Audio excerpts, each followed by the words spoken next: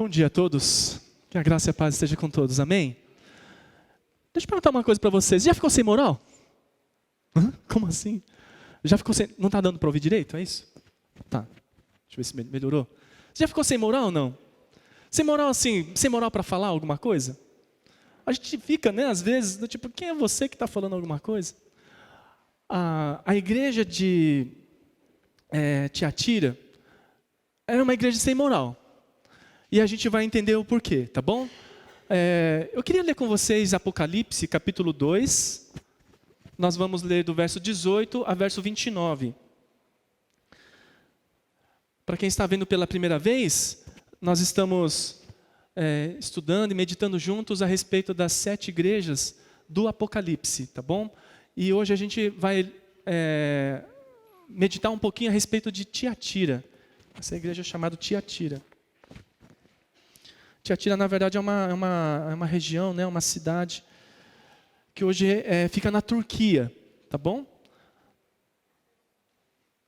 Ok, todos acharam? Apocalipse, capítulo 2, do verso 18 ao verso 29.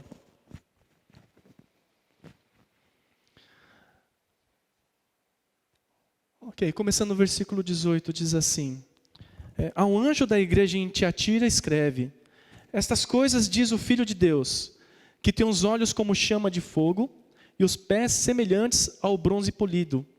Conheço as tuas obras, o teu amor, a tua fé, o teu serviço, a tua perseverança e as tuas últimas obras, mais numerosas do que as primeiras. Tenho, porém, contra ti o tolerares que essa mulher, Jezabel, que a si mesmo se declara profetiza, não somente ensine, mas ainda seduza os meus servos a praticarem a prostituição e a comerem coisas sacrificadas aos ídolos. A gente vai ler outros versículos mais para frente, tá bom? Na semana passada, nós meditamos sobre a igreja de Pérgamo. E o problema que a gente tem em Tiatira é muito parecido com o que tem em Pérgamo. Quais são as duas coisas que destroem uma igreja? E não é só a igreja não, destrói as pessoas, destrói famílias. Quais são as duas principais coisas que destroem até uma empresa? São duas coisas que a gente percebe, dois movimentos que a gente percebe que é a luta de toda a igreja, de toda comunidade, de qualquer povo, de uma nação também. A primeira coisa é a questão da idolatria. E quando a gente fala de idolatria, não é só... A gente pensa que idolatria é você pegar uma imagem e ficar se curvando diante dessa imagem. A idolatria não é só isso. A idolatria tem a ver com o quê? Tudo aquilo que é Deus para você, que se torna Deus para você, além de Deus, é idolatria. Então, se o teu trabalho é o Deus para você, então você idolatra o trabalho. Ele se tornou mais Deus do que Deus. Se o dinheiro é quem te conduz, ele é o teu Senhor, a tua preocupação, a tua dor, a tua angústia é por causa do dinheiro, e o dinheiro se tornou Deus para você, isso é idolatria. Você está idolatrando o dinheiro. Você pode idolatrar o seu filho. Se o teu filho ou a tua filha é mais do que Deus para você, Ele é que dirige a tua vida, Ele que conduz tudo que você faz, toda a tua força. É por causa do teu filho ou tua filha. Então teu filho ou tua filha se tornou idolatria. Você idolatra o teu filho ou tua filha. Então a idolatria, ela é muito mais do que se curvar diante de algo físico. Então um problema que existe é a idolatria. O outro problema é a imoralidade sexual. Essas duas coisas é o que destrói qualquer coisa. Então, se você quer destruir uma família, põe isso no meio da família. Tira Deus da família e põe uma imoralidade sexual. Seja adultério, seja qualquer tipo de relação sexual que não está na palavra de Deus. Isso destrói qualquer coisa. E Tiatira tinha esse mesmo problema, só que o problema é um pouco diferente. Lá em Pérgamo, Jesus diz assim: eu tenho, porém, uma coisa contra vocês. é que vocês ouvem, tipo o profeta de Balaão. Vocês ouvem alguns profetas que são de fora.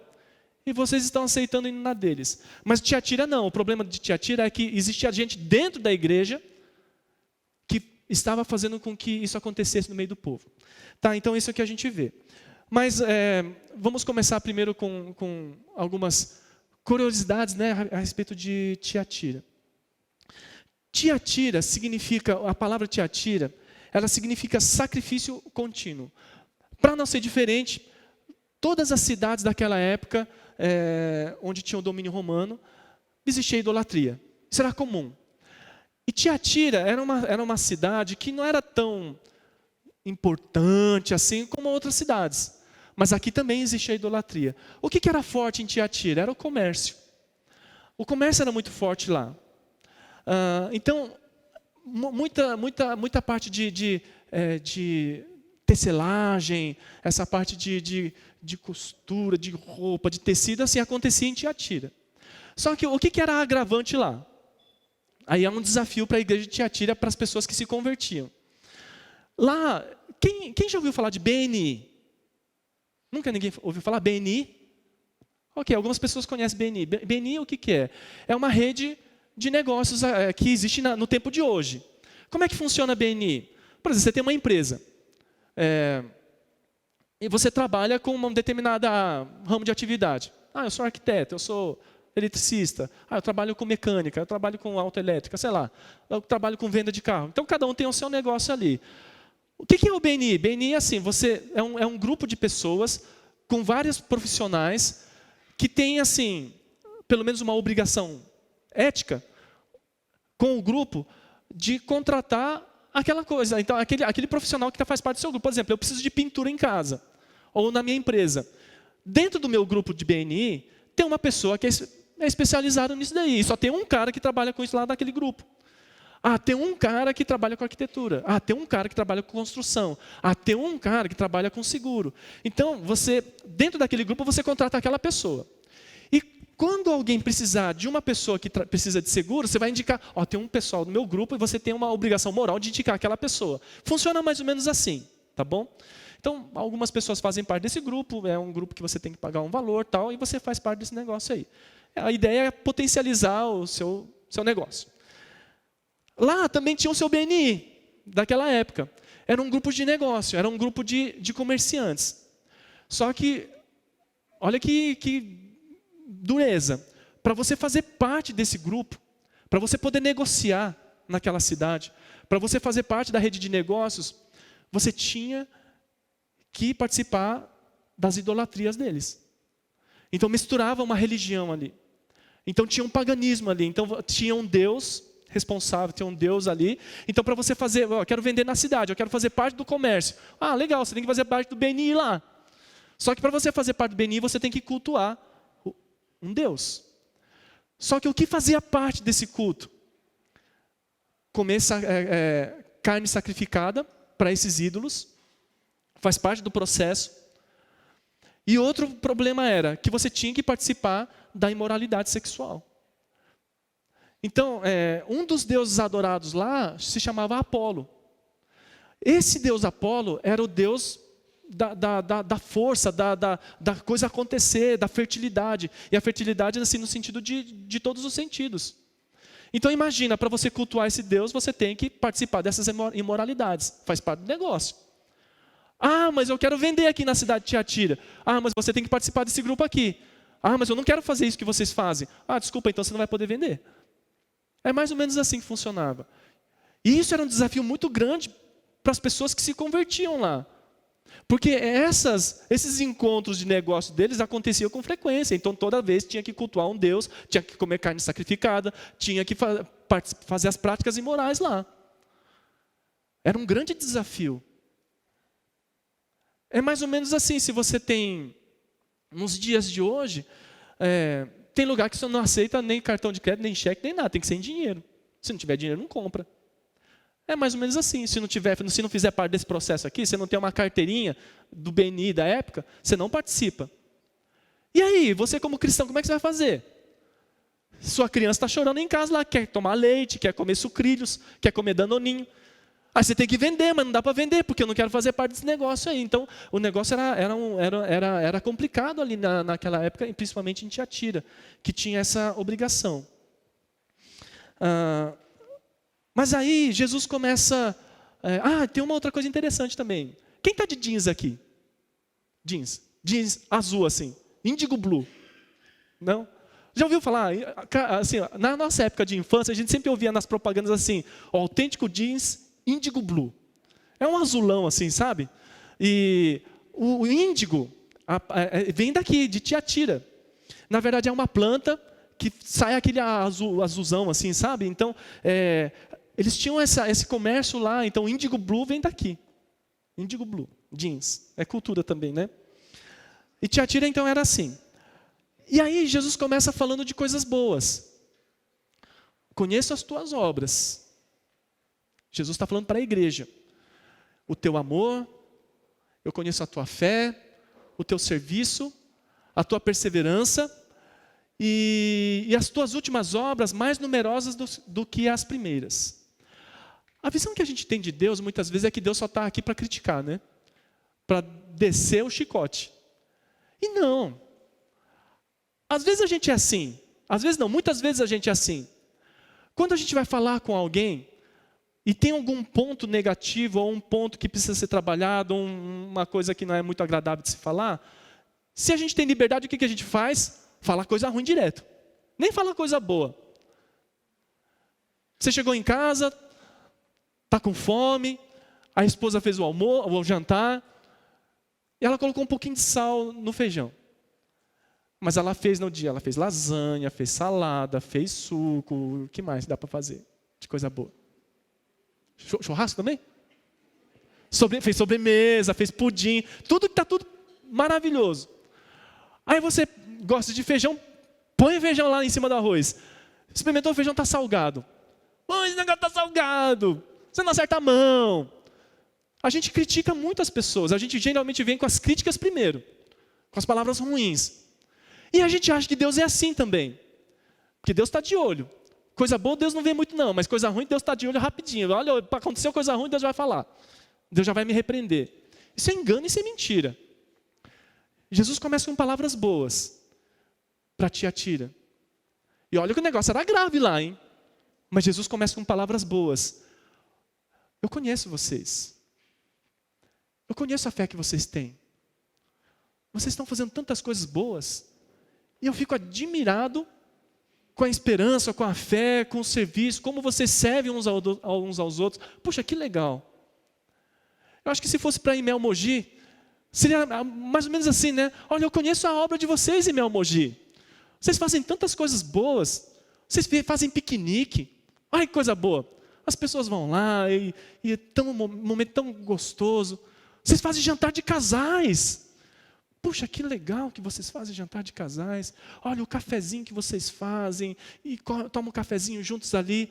Olha a esperança que vocês têm. Vocês estão trabalhando para mim. Vocês falam de mim para outras pessoas. Olha, parabéns, viu? E Mel Mogi, vocês fazem muitas coisas boas. E olha, e está melhorando, hein? Porque 10 anos atrás não tinha nada disso. Mas agora vocês fazem tantas coisas boas. Parabéns. Jesus começa assim. Dizendo palavras boas. Então, uma coisa que a gente aprende com Jesus é: a gente tem que ver as coisas boas. Aprenda a ver as coisas boas. Aprenda a ver, a valorizar coisas que as pessoas fazem por você e para você, que são boas. Não comecem com uma crítica. Mas a crítica precisa? A crítica no bom sentido, uma palavra de repreensão precisa? Precisa também. Mas comece com palavra de amor. Já que a gente fez a palavra de amor, agora a gente vai para a palavra dura.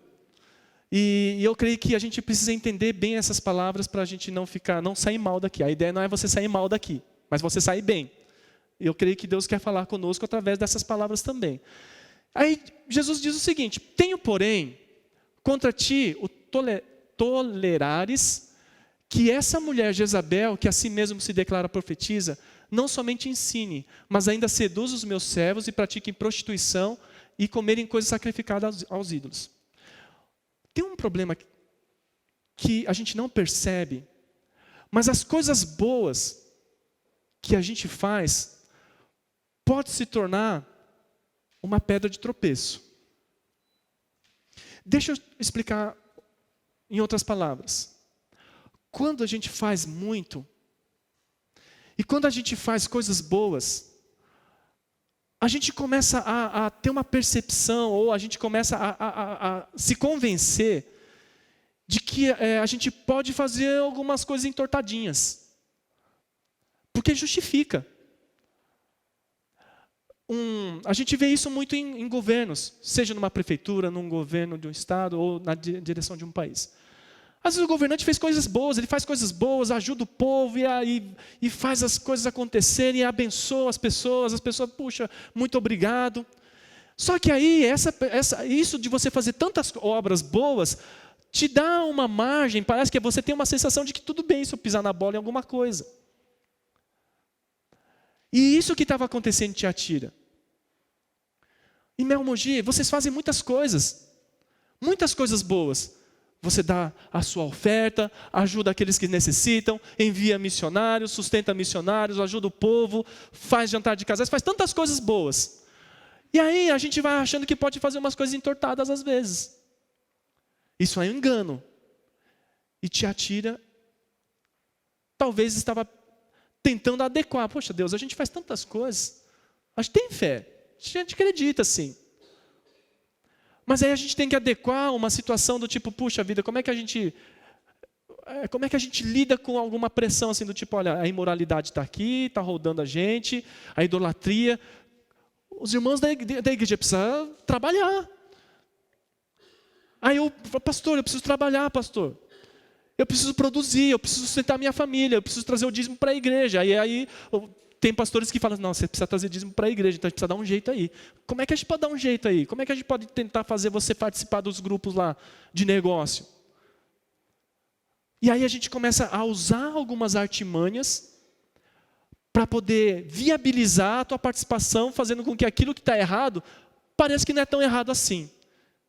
Esse é um problema. E é exatamente isso que estava acontecendo em Tiatira. Jesus diz o seguinte, olha, você está tolerando essa Jezabel. Quem é Jezabel? Não é que Jezabel era uma pessoa...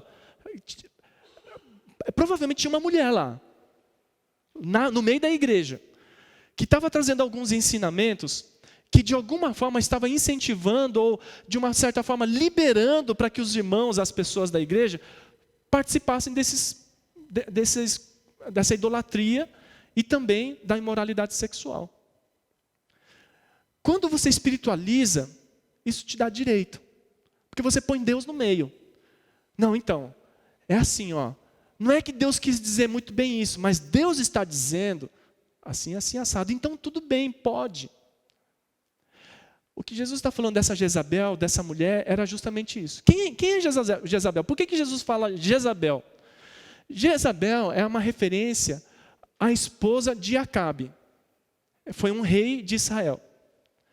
E a Bíblia diz assim que Acabe foi o pior rei da história de Israel. Pelo menos até o tempo dele. Tudo que o cara não podia fazer, o cara fez. E o que é que ele fez? Porque assim, Israel ele viveu os piores momentos como nação. E onde estava o problema? Idolatria e imoralidade. Ele destruiu a nação. Acabou com as pessoas. Acabou com as famílias. A partir do quê? Imoralidade e idolatria. Deus não era mais Deus. Se adorava outros deuses. Por quê? Porque Jezabel era aquela mulher que ficava apitando no ouvido dele. E esse Acabe gostava tanto da Jezabel que fazia as vontades dela. Ela influenciava. E teve um momento em que toda a nação estava idolatrando outros deuses além de Deus. E quem era esse Deus? Era Baal. E Baal também era o Deus da provisão, da prosperidade, da fertilidade. E o que é que envolvia? Também moralidade sexual. Então tinha sacerdotisas que eram sacerdotes lá de Baal que praticavam imoralidade. Adultério e e todo tipo de imoralidade. Então, essa referência de Jezabel justamente traz nesse sentido. Jezabel. Isso aqui é uma novela, não é Jezabel de verdade, tá? É uma novela que saiu na Record nesse ano, falando sobre Jezabel, a história de Jezabel. Então, é uma atriz, tá? E tem uma frase que aparece numa das propagandas assim, que diz assim: eu só influencio. O estrago fica por conta de cada um. E é mais ou menos isso daí. Não adianta jogar a culpa em Jezabel depois. Porque Jezabel me influencia. Ela que... Não, a decisão é minha, é tua. Ela só vai influenciando, vai influenciando, vai influenciando, vai falando. Tem uma hora que você vai concordando, que você fala, acho que tudo bem, né? Aí no final você está praticando coisas que destroem a igreja. Só para você saber, Tiatira é uma igreja que não existe mais. A tradição diz assim que ela não durou até o 2º século. Porque é uma coisa que penetrou na igreja, começou a envolver a igreja sem perceber, e foi envolvendo, tem uma hora que se destrói. Destrói pessoas.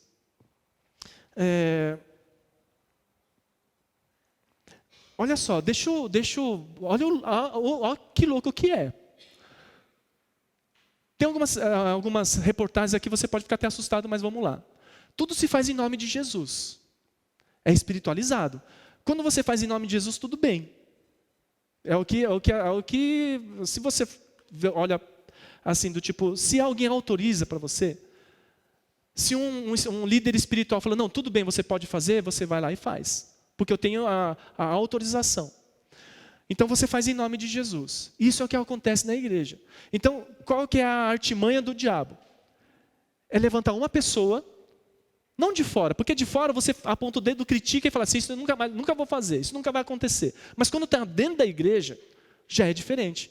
Quando é um pastor que fala, quando é uma autoridade espiritual que fala, já é diferente. Não, irmão, tudo bem. Você pode sacrificar às vezes. Você pode ter uma idolatriazinha assim. Pode, tudo bem, não tem problema não.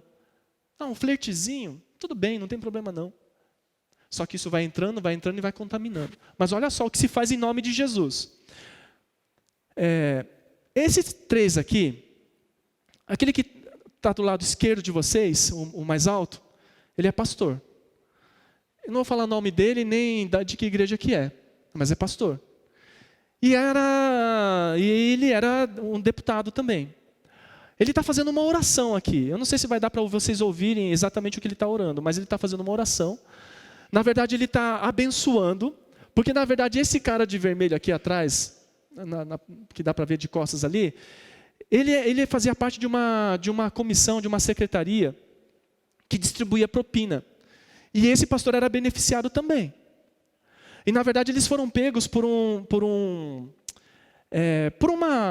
investigação da Polícia Federal. Eles estão sendo processados por corrupção.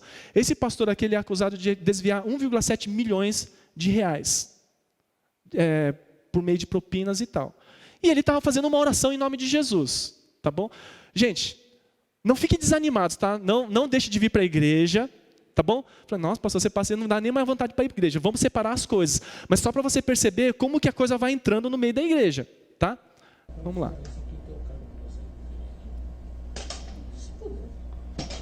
Vamos fazer a oração aqui? Bom, então eu vou lhe esperar. Você não fica com o jogo comigo. Eu vou bater um papo com ele. Qual é que a gente vai tocar hoje? Hoje? Tá. Tá? E aí você vai...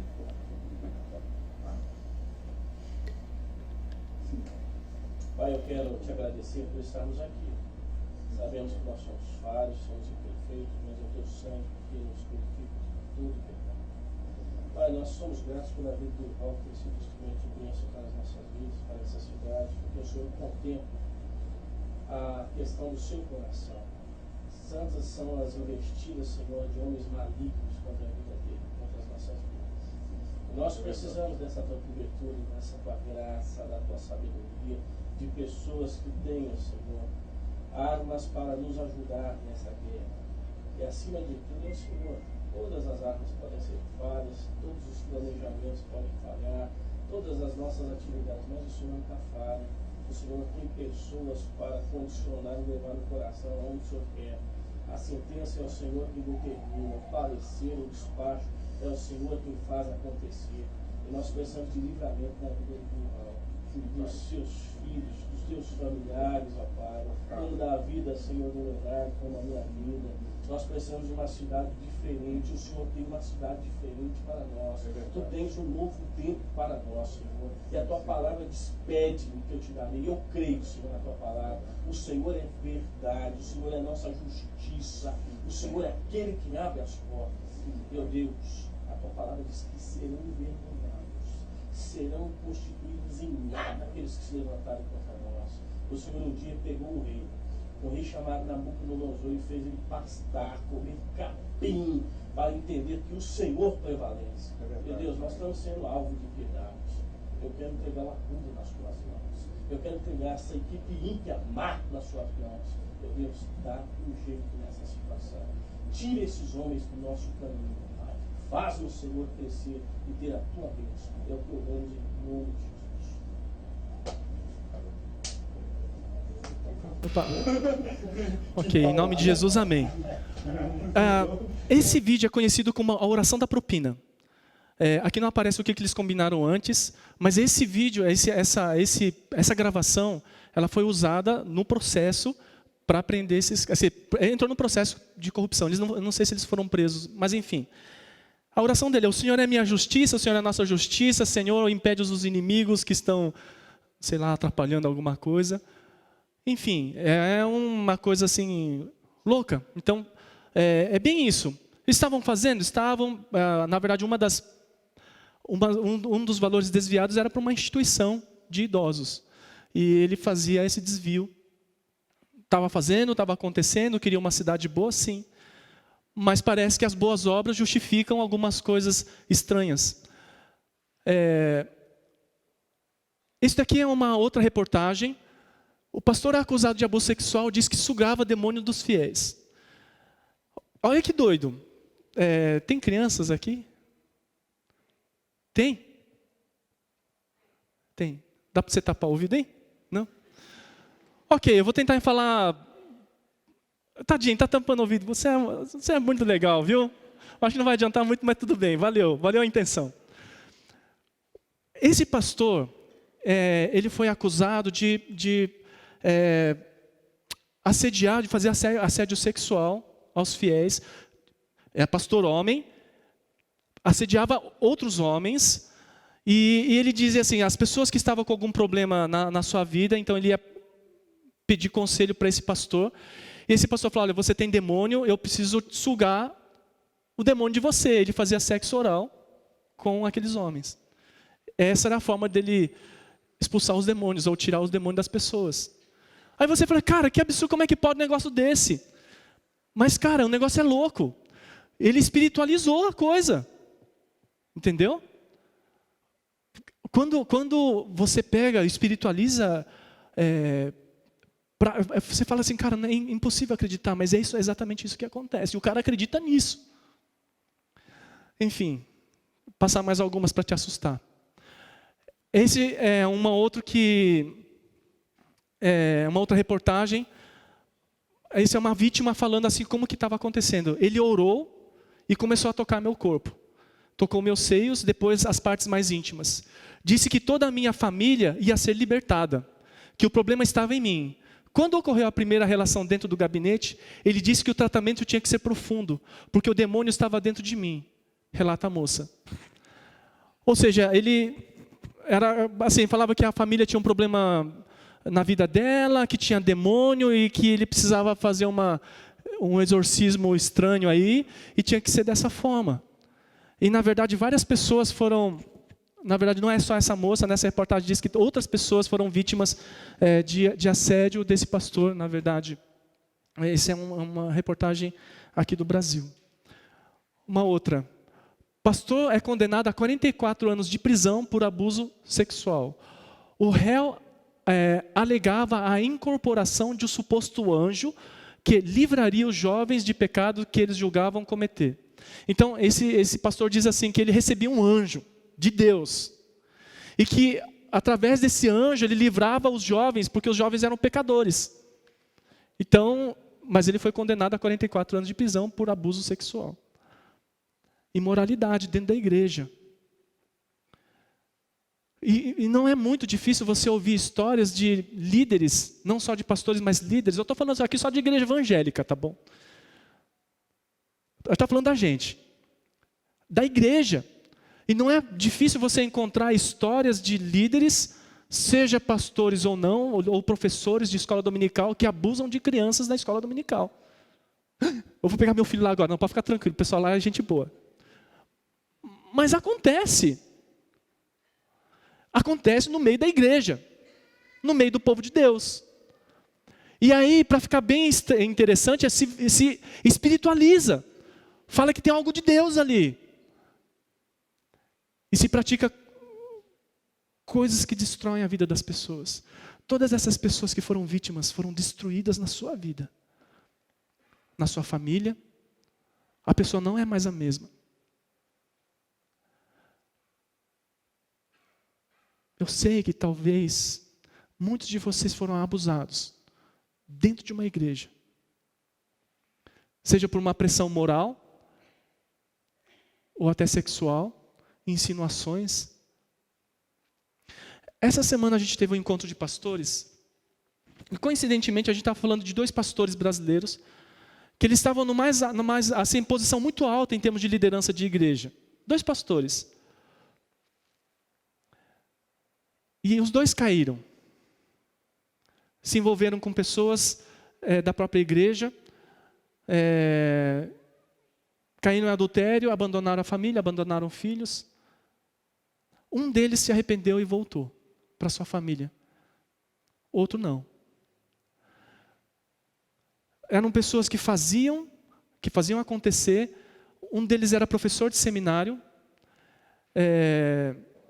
de uma igreja muito, assim, da tradicional, professor de seminário, líder da convenção, e caiu.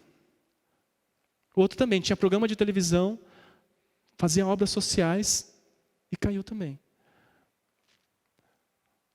Aonde que o inimigo pega para destruir uma comunidade, uma igreja? Imoralidade sexual. E espiritualizando. Você põe Deus no meio, põe em nome de Jesus, aí parece que você autentica, parece que tudo bem. Então, são essas dores que a gente vive no meio da igreja.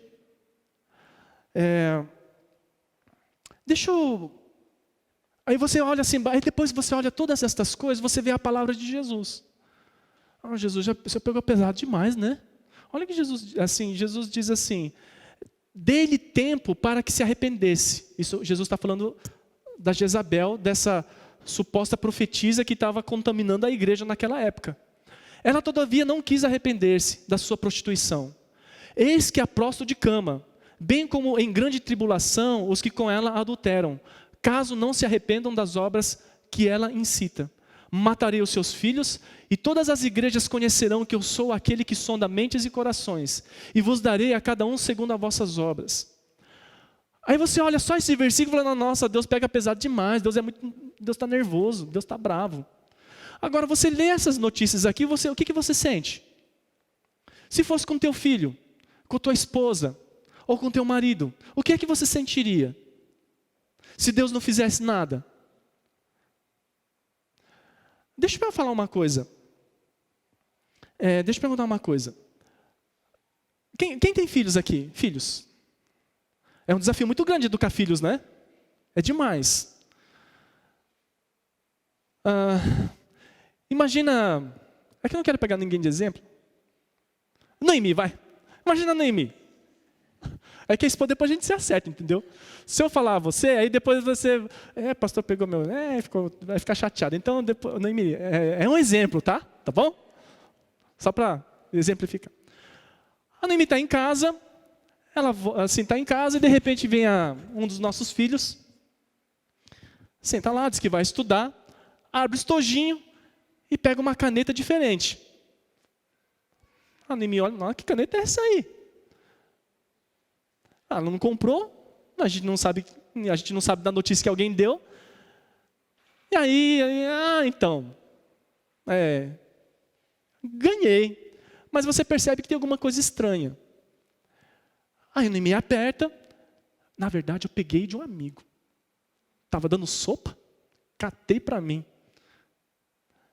A canetinha custa lá R$5, vai. Qual que vai ser a sua postura, Noemi? Fala para devolver, né? Vai ouvir um monte, tem que devolver, que mais? Tira a internet 3 meses. Sem internet 3 meses, sem celular, sem tablet, que mais? Tem que pedir desculpa para os pais, né? Porque quem ele roubou não foi o amiguinho, roubou os pais, porque quem comprou foram os pais, certo? Ok. Então tem que pedir perdão para o pai também. Vai lá. E você vai pedir perdão para o pai e para a mãe dele. Nossa, Noemi, você está pegando pesado, hein? Ok. Vamos supor que esse mesmo cidadão lá em casa aparece com um celular. Celular? Puxou um celular novo, 0 bala. Filho, de onde que você catou esse negócio aí? Ganhei. Ganhar celular? Ninguém dá celular assim à toa. Mas você aperta, não ganhou. Catou também. Surrupiou. Pegou escondido de alguém. E aí, o que é que você faz, Noemi? 10 vezes pior. Vai ouvir 10 vezes mais, vai ficar 10 vezes 3, 30 meses sem internet, certo? Corta tudo. Não tem mais McDonald's, não tem mais passeio, acabou tudo. É ou não é? Que mais? Tem que falar com o pai, com a mãe do menino, tem que falar com os avós do menino, tem que falar com a diretora e com a coordenadora também. Certo? Tá bom assim? Tá bom. Ok. Aí, no outro dia você percebe que ele foi lá, fala, mãe, eu vou pagar um sorvete para você. Ele pega a carteira dele e você vê lá R$1.000 não, 1.000 não, vai, R$5.000 na carteira. Aquele bolão, sabe? Filho, de onde você catou esse negócio aí? De onde que veio isso? Ganhei. Aperta, ganhou coisa nenhuma, né? Então, mãe, é que eu estava passando na loja, eu vi o caixa aberto ali. E estava dando sopa e tive a oportunidade, catei e enfiei na carteira. É uma suposição, tá, Noemi? E catei, coloquei na carteira e trouxe. O que você faz, Noemi? Leva para a delegacia. A gente conhece uns irmãos assim que já trabalham na área. Já manda o WhatsApp, dá um pulo aqui em casa. Tem um delinquente aqui, então você pode levar para... quem é, meu? Então, é o de casa mesmo. Mas assim, você percebe que a gente geralmente pune olhando o valor. Uma canetinha tudo bem, um celular já é uma coisa, mas R$10.000 na carteira já é outra coisa, é outro nível, outro naipe. Então, assim, você mede a tua repreensão, você mede a tua, talvez o castigo, vamos dizer assim, a disciplina, talvez pelo valor da coisa. E de fato, cada uma destas coisas surrupiadas, desviadas, a consequência é diferente. Uma caneta, ok, R$10.000 já manda para a cadeia. Já chama. Mas quando Deus olha, Deus não olha simplesmente pelo valor da coisa. Porque, na verdade, quem rouba uma caneta de R$5 tem capacidade para roubar um celular de 1.000 ou de 2.000 e tem capacidade para roubar 10.000. O problema é o mesmo. O problema de caráter, de moral, é o mesmo.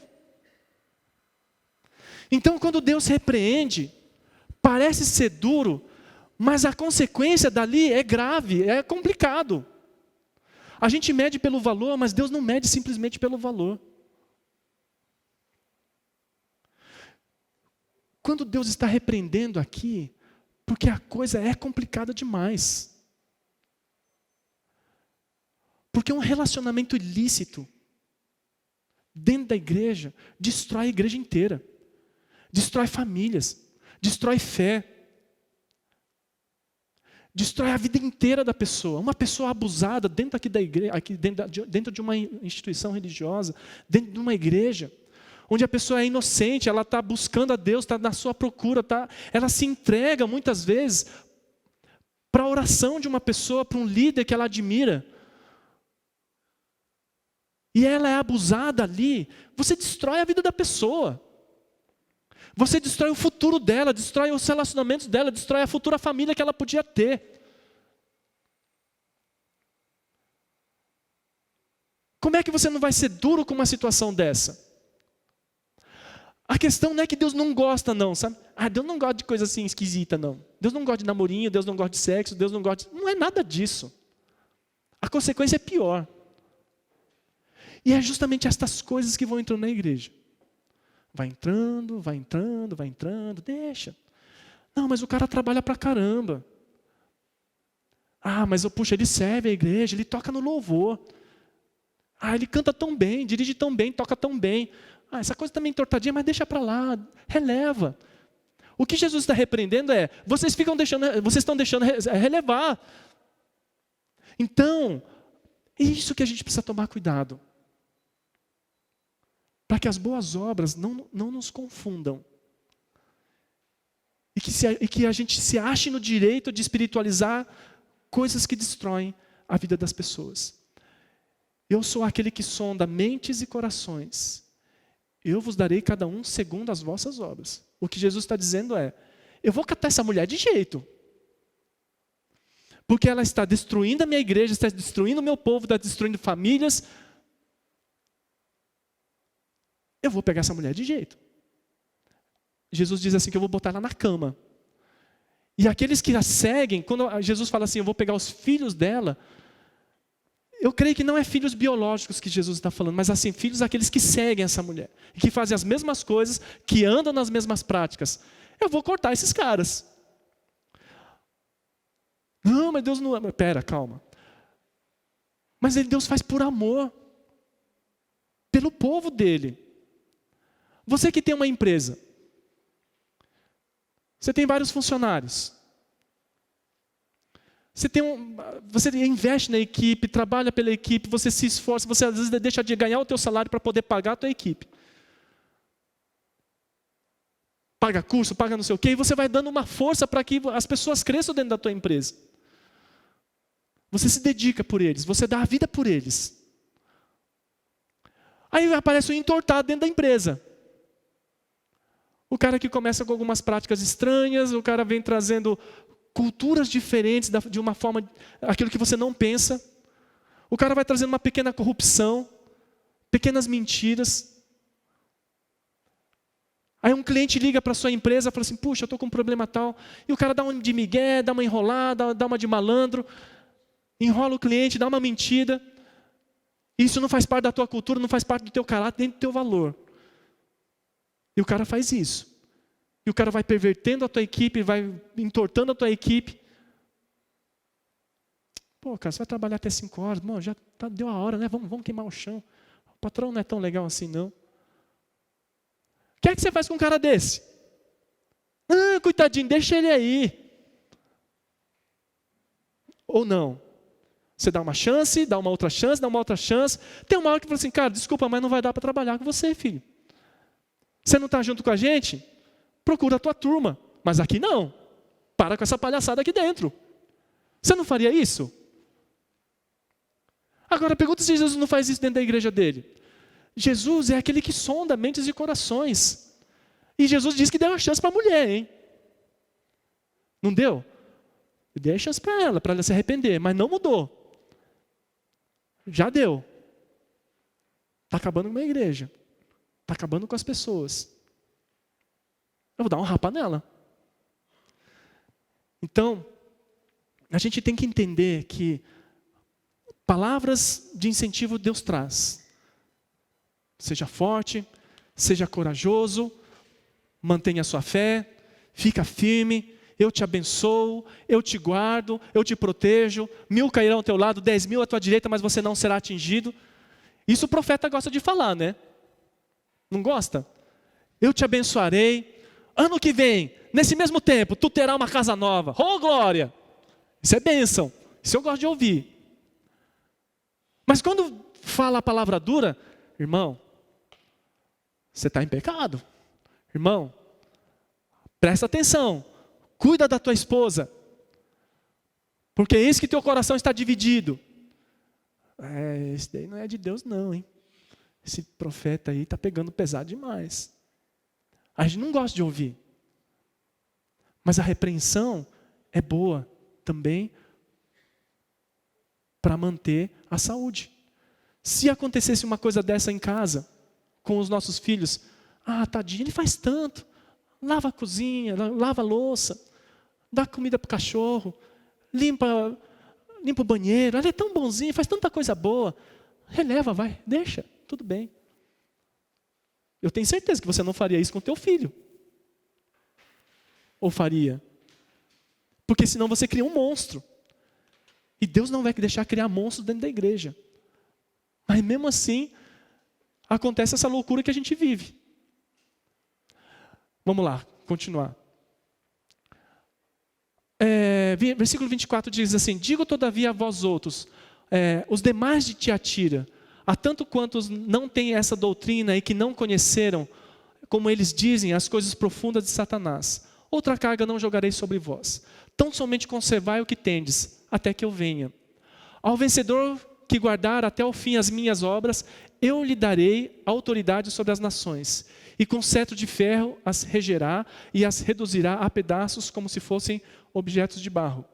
Assim como também eu recebi de meu Pai, dar-lhe-ei ainda a estrela da manhã. Quem tem ouvidos, ouça o que o Espírito diz às igrejas. O que o Espírito de Deus está falando para você? Você sente que está em perigo? Andando perto do abismo? Jesus está te convidando para você ouvir a voz dele. Olha, eu vou dizer uma coisa para vocês. A gente não vai ser hipócrita, nem moralista e nem fariseu. Porque sabe qual é o problema da igreja de Éfeso com relação a Tiatira? O problema era ao contrário. Éfeso, eles eram duros. Qualquer palavra estranha, qualquer profeta esquisito, os caras rapavam fora na hora. Esse daí não é de Deus não, hein? Ó, irmão, isso aí está errado, hein? Isso aí está errado, hein? Isso aí não é de Deus, hein? Eles eram assim. Sabe qual que era a crítica de Jesus? Jesus elogia isso. Falou assim, olha, vocês são fiéis. Porque vem muitos aí em meu nome, falando que é meu profeta, mas vocês não dão ouvidos ainda, vocês rapam ele fora. Parabéns. Porém, eu tenho uma coisa contra vocês. Vocês deixaram esfriar o primeiro amor. Coisa que Tiatira é o contrário. Eles tinham amor, paixão por Deus. Fazia acontecer. Mas deixava entrar esses falsos profetas. Então, o problema é o inverso aqui. O que a gente aprende desses versículos assim para a gente poder concluir? Jesus diz assim: tão somente conserva o que tens, até que eu venha. Sabe o que significa? Em outras palavras, não inventa moda. Não inventa moda. É isso aí. O evangelho não precisa de ajuda para se tornar melhor. Não, o evangelho é muito antiquado. A gente precisa dar uma repaginada. Vamos dar um up nesse evangelho aí, porque Jesus, tá certo, 2000 anos atrás, passou o tempo, precisa dar um up aí. Vamos dar uma turbinada. Vamos inventar umas modinhas. Gente, inventar moda dá zica. Pelo menos para o evangelho. Jesus, agora, a gente está no movimento aqui, está numa vibe aqui, que a gente precisa sentir arrepio nas costas. Jesus, o evangelho, aí eu quero sentir arrepio. Aí você procura o profeta do arrepio. Onde tem profeta do arrepio? Naquela igreja tem uns profetas lá que dão um arrepio na costa. Eu vou lá então. Aí você fala, profeta, ora por mim aí. O cara vem com umas doutrinas estranhas, você sente arrepio na costa, você acha que está na unção. Você fica inventando moda. O evangelho, ele é suficiente naquilo que ele é. Você não precisa acrescentar nenhuma palavra, nem tirar nada dele. O evangelho é o evangelho. Ele é suficiente para transformar a vida das pessoas, para curar a vida das pessoas, para transformar e para converter a vida das pessoas, para salvar as pessoas, para libertar as pessoas. O evangelho é suficiente, não inventa moda. Pastor, mas aquela igreja lá, tem tanta coisinha legal lá, os caras jogam fumaça. Eu não estou falando que está errado, tá bom? Não é tudo bem, eu não estou falando que está errado. De repente um dia a gente vai soltar fumaça aqui, Mas isso não é o problema, a gente não está dando um up no evangelho. Mas a questão é que a gente fica inventando moda para tentar atrair as pessoas. E nesse negócio de inventar moda, a gente começa a incluir coisas do evangelho que não é do evangelho. Então não inventa moda. Jesus diz assim, então somente conserva o que tens. O que é que você tem? A palavra de Deus, Jesus Cristo, que é o teu Senhor e teu Salvador. Adora teu Deus de todo o teu coração, de toda a tua alma. E ama o teu próximo como a você mesmo. Ponto final, acabou, não precisa de mais nada. Jesus Cristo é o teu Senhor e teu Salvador. Não inventa moda. Não corre atrás de arrepio nas costas. Agora tem uma campanha poderosa de oração das 7 destravamentos de bênção e vitória. Glória, eu vou nesse daí, porque eu estou precisando. Não inventa moda, irmão. Não inventa moda, irmã. O evangelho é simples. A palavra de Deus é simples. A palavra de Deus é para iletrado, é para aquele que não conhece a Bíblia, é para aquele que nunca foi na igreja. O evangelho é para essas pessoas. Então o que Jesus diz? Não inventa moda. Inventar moda, a gente tropeça. Uma coisa que é interessante, que aí vem a questão da moral, né? Ao vencedor lhe darei autoridade sobre as nações. Verso 26. Aquele que vencer e permanecer até o fim. Aquele que não idolatrar trabalho, aquele que não idolatra dinheiro, aquele que não idolatra líderes, aquele que não idolatra imagens de escultura, aquele que não idolatra o governo, aquele que não idolatra filhos, aquele que não idolatra, não põe idolatria em substituição a Deus, mas sempre olha para Deus, porque Deus é Deus. E é aquele que não se permite entrar na imoralidade, você vai ter autoridade, porque você vai ter moral. Eu te dou autoridade. Porque quando a gente não peca nestas coisas, não tem ninguém ou alguma coisa que possa te acusar. Sabe, é igual assim criança, né? Você fala para a criança fazer uma coisa e você não faz, ou você fala para ela não fazer, mas você faz. Ah, mas pai, você faz. Ah, mãe, mas você não faz. Tipo, que moral que você tem? É essa a ideia. Que moral a igreja tem de dizer alguma coisa, de se posicionar, de falar alguma coisa, se peca, se desvia verbas, se entra no esquema? Que moral que a igreja tem se é uma igreja que corrompe, se é uma igreja que assedia, se é uma igreja que destrói vidas? Que moral que a gente tem para falar alguma coisa para alguém? Que moral que a gente tem para falar para alguma outra religião que eles são idólatras? Ah, é porque vocês adoram isso, porque vocês adoram aquilo, porque não sei o quê. Se a gente é idólatra dentro da igreja, se idolatra o pastor, idolatra líder, idolatra fulano de tal, que moral que a gente tem? Não tem autoridade nenhuma para falar alguma coisa. Mas aquele que é vencedor, eu darei autoridade. E autoridade para dar paulada também. Mas a gente não está aqui para dar paulada em ninguém. Jesus, ele tinha autoridade. Porque não tinha nada que o pudesse acusar de nada. Jesus era alguém que falava e cumpria. Jesus era aquele que falava que não era para fazer e não fazia. Jesus tinha moral. Jesus tinha autoridade. E é isso que Jesus está falando. Olha, ao vencedor eu dou autoridade. A mesma autoridade que eu tenho. E essa autoridade que Jesus usa não é para mandar nas pessoas. Não é para falar, Brasil é do Senhor Jesus. A praça é do Senhor Jesus. Mogi das Cruzes é do Senhor Jesus. Não é essa a autoridade que Jesus está falando. A autoridade que Jesus tinha era para curar pessoas, para transformar a vida das pessoas, para ser bênção na vida das pessoas, para ensinar pessoas, para ser inspiração para as pessoas, para expulsar demônios da vida das pessoas. Ele tinha autoridade. E é essa mesma autoridade que Deus quer dar para a igreja. Então, queridos, a nossa luta é nessas duas áreas. Sempre. isso não significa que a gente é forte nisso. Pelo contrário.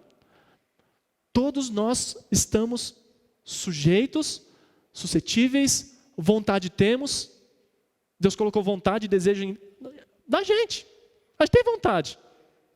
Tem ou não tem? Tem, não tem? A gente tem vontade de fazer sexo, tem vontade de namorar, abraçar. Coisa boa. Coisa legal. A gente tem vontade, sim.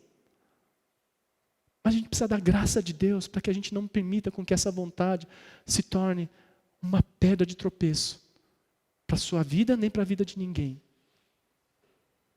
E ainda mais colocando Deus na história, em nome de Jesus. Então, tanto na igreja de Pérgamo como na igreja de Tiátira, é o mesmo problema. É a mesma fraqueza. Que não é diferente da fraqueza que nós temos hoje como igreja. Imel Mogi, Imel São José, Imel São Paulo, Imel Santana, qualquer Imel. E qualquer outra igreja, de qualquer instituição religiosa. É a nossa luta, é a nossa fraqueza, é a nossa dor e é a dor que a gente gera na vida das pessoas. Queria que você pudesse se levantar nesse momento. Vamos ter um momento de oração.